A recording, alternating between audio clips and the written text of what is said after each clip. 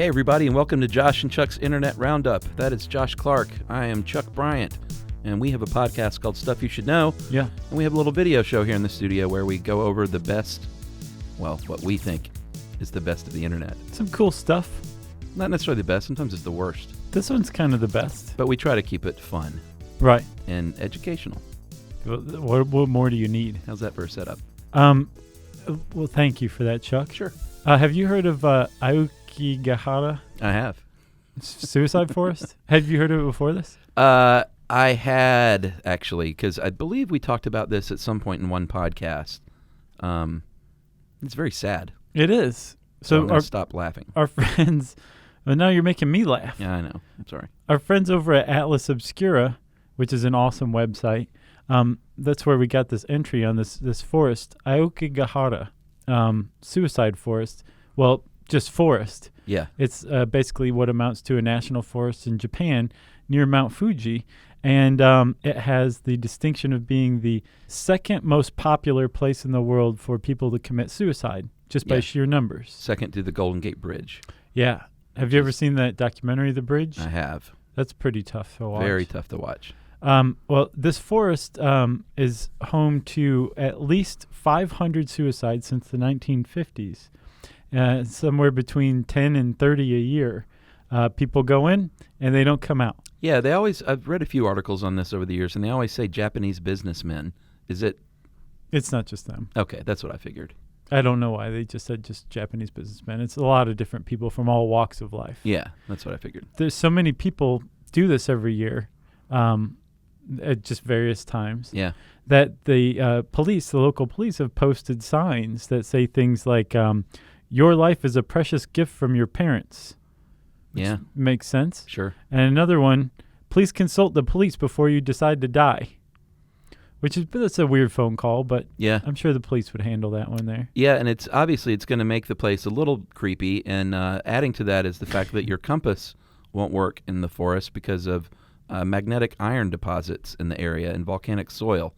Pretty cool. Yeah, so you could wander in there and just sort of get lost. Yeah. And people do wander in there for a few reasons. One, to do that. Another, to, I guess, darkly to see if anyone else is doing something like that, or to find a body, maybe. You can find them. A lot of people hang themselves from the trees. Sure. And there's a group of people, of volunteers, that go comb through the forest in search of bodies, and they find them.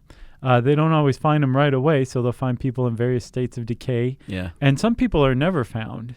But they are assumed to have just taken their lives in the forest. Yeah, it's a lovely place. And according to Japanese tradition, it's not good to not be found because your spirit, your ghost, is basically wandering around screaming, upset in the forest. Yeah. You need to be found and put to rest. Yeah, and I was trying to find some more recent statistics on how many times it happens in a year, but they don't even keep those statistics, or at least they don't release them any longer. Right. Because they don't want it to be known for that. But in 2002 was the last year I saw a record 78 suicides. So, man, that's more than one a week. That's pretty sad. Yeah, that's a lot. Yeah. So, Atlas Obscura. That's a good way to end that one, huh? Yeah, I think so. So, on to something a little more lighthearted. There's nothing more fun than shooting the salmon cannon. Yeah, let's get that GIF up there. Look at that thing. So, basically, as everyone knows, salmon return to their place of birth to spawn and reproduce. Which is usually upriver. Yeah, and they go to tremendous lengths because it's upriver. Mm-hmm. They'll jump up waterfalls. They'll risk bear attacks. There's usually like some salmon teenagers who might try to beat them up along the way. It's like an arduous journey. Yeah. But they very often make it, very frequently make it. Well, in Washington State, some civil engineers figured out that the dams that they build along some of the rivers are a real impediment to salmon, and the salmon aren't able to get back, and they never spawn, and then all of a sudden your salmon stocks are deplenished. And by deplenished, I mean depleted or diminished. You just made up a word. I did. I like that. Thank you. So this has been a problem for years, and so they've had various ways of dealing with it, from rounding them up and toting them upstream to something called a fish ladder, Yeah. which works okay, but that's where the fish just sort of kind of flips and flops up steps as far as I can tell. Waterfall steps. Yeah, waterfall steps to keep them wet, obviously. Right. But now Whoosh Innovations, that is WOOSHH. WHOO. WHOOSHH. Yeah, thank you. Yeah.